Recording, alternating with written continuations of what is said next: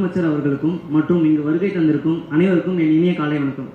என்னோட பேர் கார்த்திக். நான் பிகாம் முடிச்சுட்டு காம்படிட்டிவ் எக்ஸாமுக்கு ப்ரிப்பேர் பண்ணலான்னு முடிவு பண்ணேன். பட் அப்போ பிகாம் வரைக்கும் செலவு பண்ணதே அதிகமாக செலவாயிருக்குமோ தோணுட்டு ப்ரைவேட் ஸ்டடியாளுக்கு எப்படி நான் அப்பா கிட்ட ஃபீஸ் கேட்குறது யோசிச்சுட்டு இருந்தேன். வேலைக்கு போய்ட்டும் படிக்கிறதும் கஷ்டம். ஸோ அந்த டைமில் தான் எனக்கு கடவுளே வந்து நீ படிக்க நான் பிளேஸ் தரேன்ப்பா சொன்ன மாதிரி எங்கள் முதல்வரையா தமிழ்நாட்டிலே முதலாக நம்ம கொளத்தூர் தொகுதியில் முதல்வர் படைப்பகத்தை கொண்டு வந்தார். ஃபஸ்ட்டு டே என்ட்ரி ஆகிறேன், பார்த்தோன்னே ஷாக் ஆகிட்டேன். நிஜமா இது ஒரு ஐடி கம்பெனியா இல்லை ஸ்டடி சென்டரானே தெரில.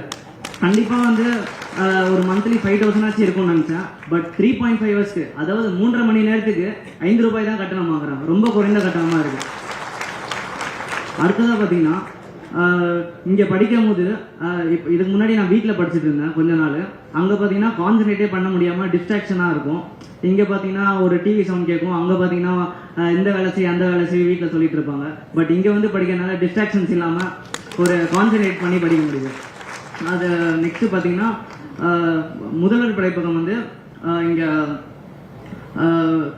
365 டேஸும் ஓப்பனில் இருக்குது. அதை பார்த்தா எனக்கு ஒரு மிகப்பெரிய ஆச்சரியமாக இருக்குது. நான் நம்பவே இல்லை. பட் ஆனால் ஒரு வருஷமாக நான் வந்துட்டு இருக்கேன், ஒரு நாளும் இங்கே க்ளோஸே பண்ணல. அது இல்லாமல் மழையாக இருந்தாலும் சரி, புயலே வந்தாலும் சரி, இங்கே முதல்வர் படைப்பகம் மட்டும் ஓப்பன்லேயே இருக்கும். நான் அந்த புயல் டைமில் கூட வந்து படிச்சிருக்கேன். அதை தான் வச்சு பண்ணுறேன். முதல்வர் படைப்பகம் கட்சியின் விளம்பரம் அல்ல, அரசின் மனசாட்சி முகவரி. இது கட்டிடம் அல்ல, கனவு. வசதி அல்ல, வாய்ப்பு. ஒரு தலைமுறையின் எழுச்சி இது. எங்களோட கனவை நிஜமாக்கிய முதல்வர் ஐயா அவர்களுக்கு மனமார்ந்த நன்றிகளை தெரிவித்துக் கொண்டு விடைபெறுகிறேன். நன்றி, வணக்கம்.